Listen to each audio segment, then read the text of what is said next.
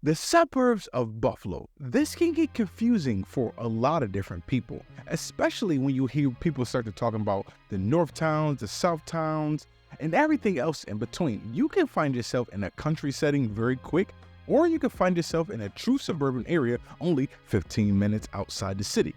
So which one is gonna be best for you? In this video, this is no best nor worst. This is really breaking down each suburb to give you a taste for each of their cultures and where they are around the city. So without further ado, let's get to this video.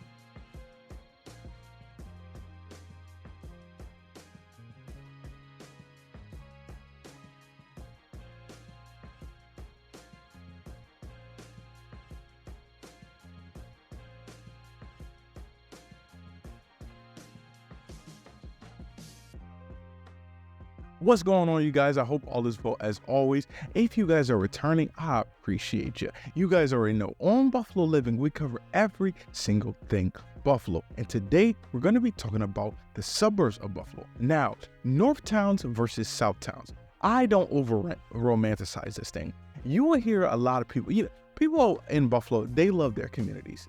Probably like a lot of other places, but I think the people of Buffalo take it just a little too extreme sometimes. I don't over romanticize this at all. It's Buffalo here, right? Buffalo on the map, I draw a line. I go straight across. On the top is the north towns. Below is the south towns. Period. There's nothing else to it, honestly. Now, north towns is gonna be different from the south towns. Anything outside of about 15 minutes to about 18 minutes outside the city is really considered the suburbs, honestly. The metropolitan or the actual city of Buffalo is not that big. It's only about 250. I think we just increased to about 260,000 people. So, and most of that, yes, is considered suburbs. If you go 25 minutes outside the center of Buffalo, you're going to run into the country for real.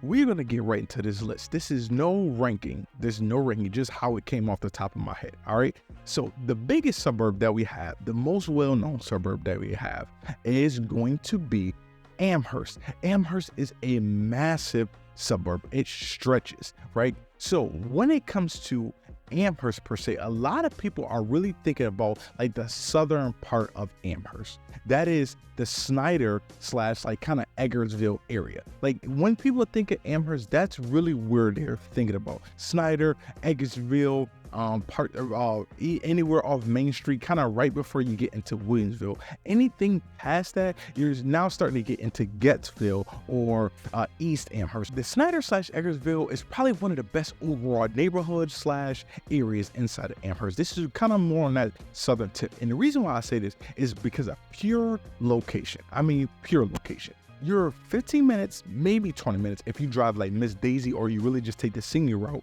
down from downtown. You're 10 minutes, 11 minutes from the airport. You're 8 minutes from the mall. And plus, this is this most kind of real suburban feel that you guys can really get when it comes to Amherst. The second thing is when it comes to Amherst, no matter where you are inside of Amherst, all the schools are going to be good.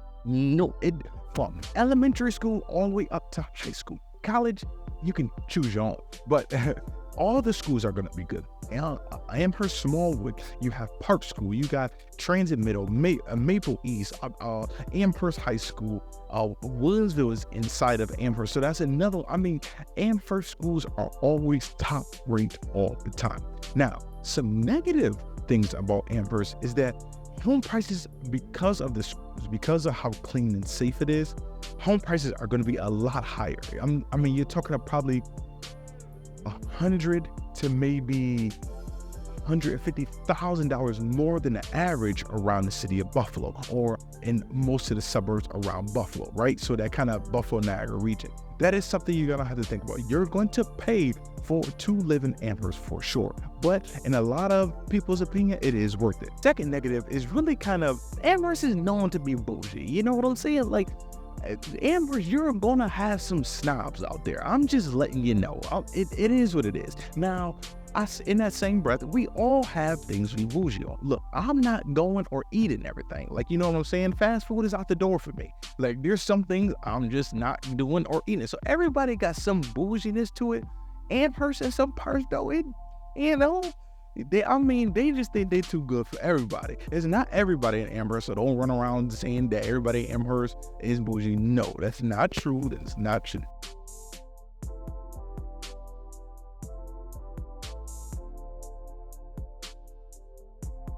Now, this is number 2 on this list, but this is the number 1 location of all of the suburbs, north and south towns, does not matter. And that is Cheektowaga.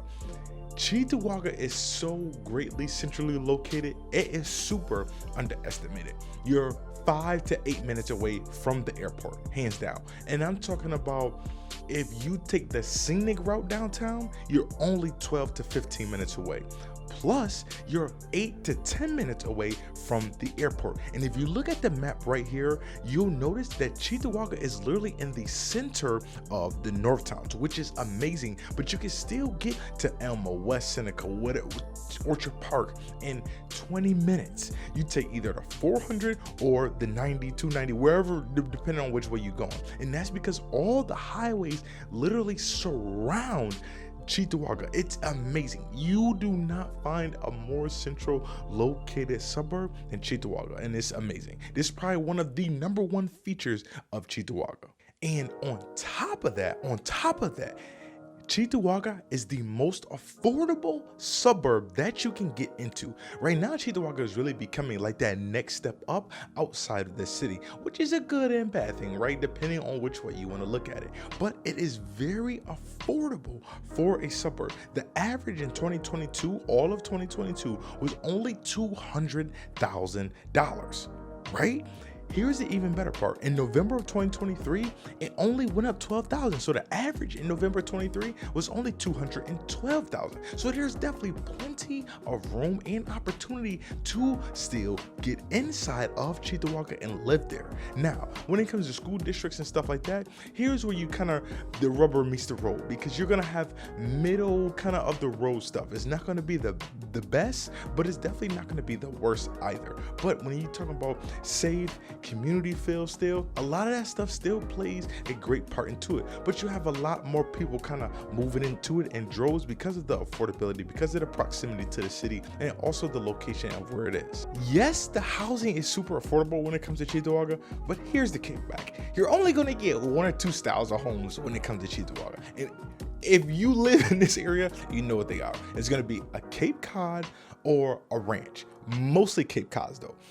What a Cape Cod is, I basically describe it as a small 2-story house, right? Either you're gonna get 2 bedrooms downstairs, no dining room, or you're gonna get a bedroom downstairs with the dining room, but it's not gonna be a formal one. Like, you know what I'm saying? And then you're gonna get a bedroom upstairs, depending on who had it before you or what type of addition they put on. You may get 2 bedrooms up there, but generally it's gonna be a 3-bedroom, 1-bath house, about 1,400 square feet. Saying all of that, the average taxes in Cheektowaga right now over the past 12 months has been $5,357. So that's a lot of money when it comes to taxes for Cheektowaga for a 1,400 square foot house. Like, you know what I'm saying? So that's the only thing, or those are really the only 2 things. You don't have a lot of home stock to choose from, and the taxes have went up crazy over these last 4 to 5 years. Now, before we get into the South Towns, I put together something magical for you guys. It is everything about these towns. I'm talking about schools, what shopping is close by, the prices of homes, what you can expect in the homes, and where these places are on a map relative to Buffalo. I put this together in a PDF for you guys. So it's free. It don't cost you nothing. I should at least made you pay $1, but I didn't. Now, that PDF is going to be on in the description of this. So just click on it. All you gotta do is just give me an email right away. Boom, it'll send it straight over to you.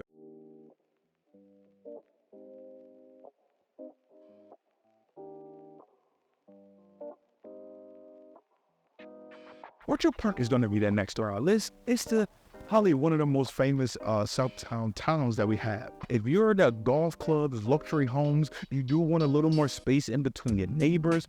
Look, no sidewalks. You're walking in the street in a little small itty-bitty village to have your fun on the weekends or go shopping at. Orchard Park is going to be for you. It's a very upscale, affluent, kind of luxury neighborhood, 2, 3, 4 country club, all that good stuff. That is what I can say about Orchard Park for sure. And also, it has some of the top ranking schools. Orchard Park schools are always either 1, 2, or 3. Generally, it goes Williamsville, that's in Amherst, Clarence, Orchard Park. They always battling. On the flip side of that, to me, that's a lot to do during the day, right? If I'm not a golfer, I'm trying to get into the game. I'm trying to get my swing on that. Trying to get into the game. But if you guys are not golfer, country club stuff, not your style, I'm going to add on to it because there's no nightlife at all at Orchard Park. I've never once heard anybody say, oh, we go to Orchard Park tonight. No, it's not going to happen. Maybe a couple other these on this list. Definitely not Orchard Park. Couple breweries out there, stuff to do during the day. At night, you going home or you going to be on a yacht club somewhere. Orchard Park is not that place for it. I can let you know. Now, the biggest con of Orchard Park is they get hit with snow like no other. They're right by the lake. That lake effect snow swoops over them. That 6-7 feet of the snow we had last Christmas, yeah, that was Orchard Park. When Von Miller was on the news talking about people had to come help me get out of my house, that was Orchard Park. We already mentioned it, so let's talk about it. Hamburg. The dopest thing about Hamburg is the beach access. Because you're a Hamburg resident, and you get access to your own private beach, which is amazingly dope. Like, that is cool. Hamburg is like the closest you'll probably get to some type of lake living, whether you're going up Lakeshore Drive, wherever it is. The hard part is finding one of those houses that go up for sale. Houses don't go up for sale very often. If they do, they hand it down to their family or something like that. Most of those houses do not go up for sale, so it's really hard to kind of live on the lake there unless you get a private sale going on.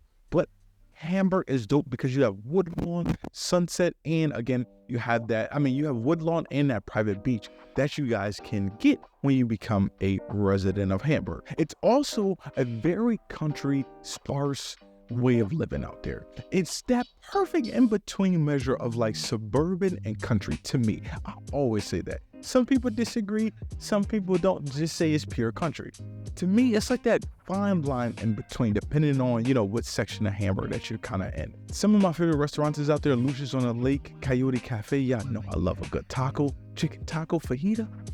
So good. Either way it goes, that's really Hamburg in a nutshell. Again, one of those small villages. Everything else is the town, a little more spread out, a little more country, a little more suburban. All right, so let's swing back up top and let's hit Tonawanda. It took me a while to think of some good pros for Tonawanda. Not that it's bad, it's just Tonawanda is Tonawanda. It's like, it's not a whole lot going on, but it's not necessarily boring and just dead either, right? It's like kind of that in between. Like, it's kind of like, you know what I'm saying? But it's a nice, like, it's just a nice town. Like, if you just think about it like that, it's a nice town. Like, that's it. It's not a whole lot. It ain't a whole least either. Like, you know what I'm saying? Well, the good thing about Tonawanda is this.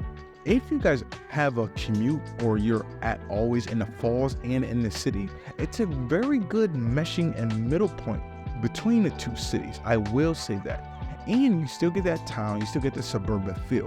You do have Consumer Square if you're coming off Niagara Falls Boulevard. So you do have some things going on in Tonawanda, but this is probably one of the greatest middle grounds if you're bouncing back between Niagara Falls and you're bouncing inside the city a lot. Great middle point for anybody. One thing that Tonawanda is known for especially is the flooding.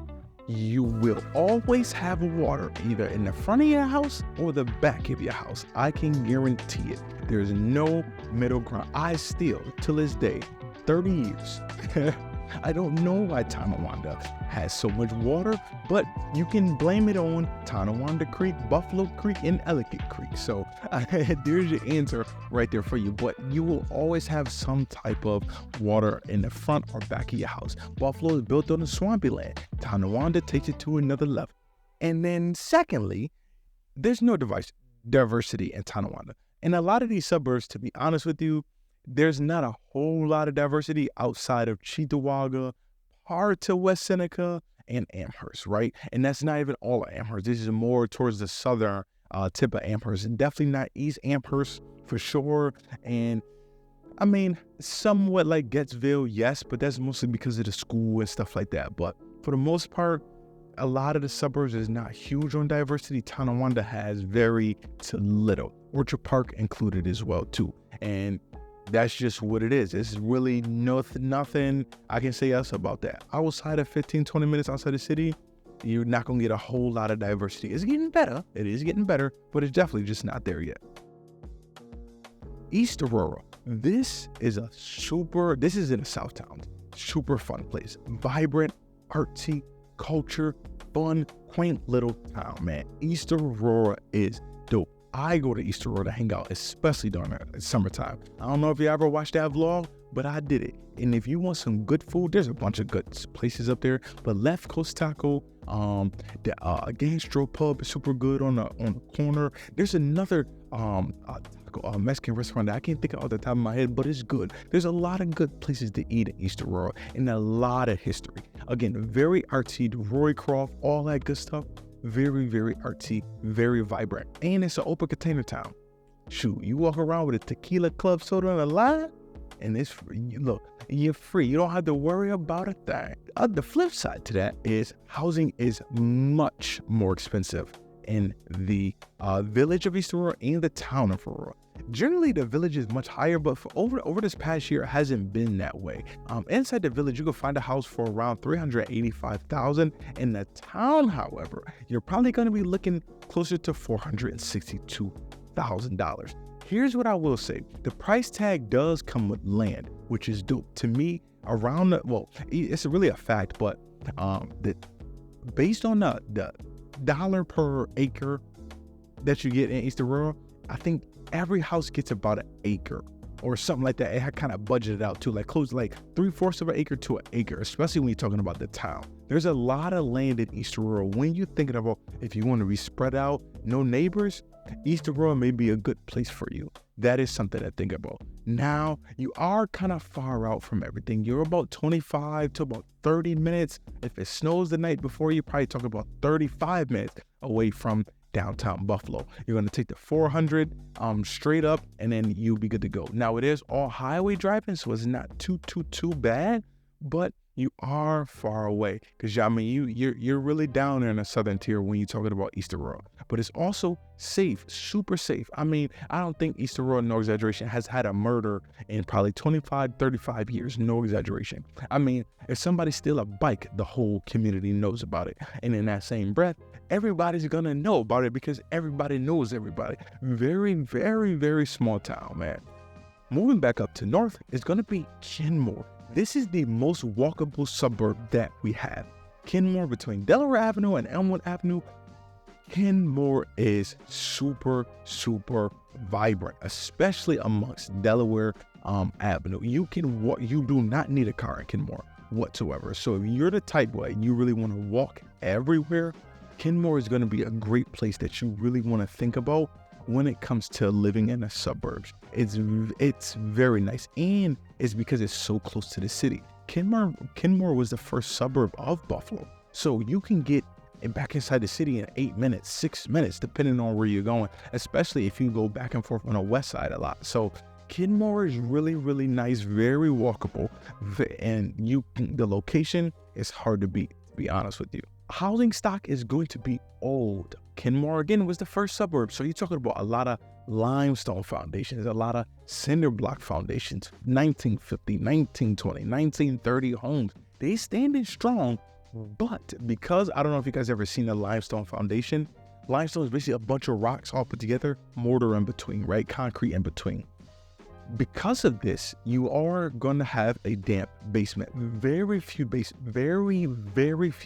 in Kenmore has been waterproof to the point where you can finish off the entire basement, right? So that's something you guys want to think about. They're known for damp basements, especially the cinder blocks. When they elevated to cinder blocks are known for shifting because you got, instead of the stone and mortar in between where water can always get through or be damp down there, cinder blocks kind of stack on top of each other like bricks, if you will, right? When that happens and water starts to get down in there, they start to shift, causing a bowl inside of the wall. So that is something you want to think about. If you're looking for a home in Kenmore, it's gonna be beautiful too. I mean, some of the craftsmanship in Kenmore is just absolutely stunning, to be honest. but you always want to check that basement. A lot of people have taken care of that problem. Most homeowners have taken care of that problem, but it is something that's, is still there. You may go down there and see a bunch of the kind of strong like I-beams down there. That's to hold the wall up. Again, very common. So things like that you definitely have to know about. And then lastly, there's no backyard at Kenmore. You're not going to get a big backyard. Some houses are this close together. Some houses you do have space to pull back there with a car. Just depends on which section of Kenmore that you're in.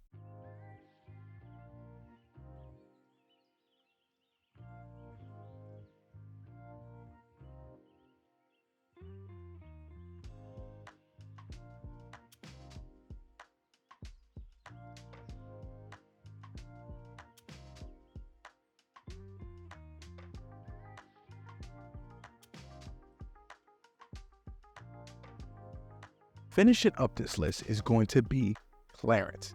Clarence is more country than suburban, honestly. Clarence is one of those, it's another affluent.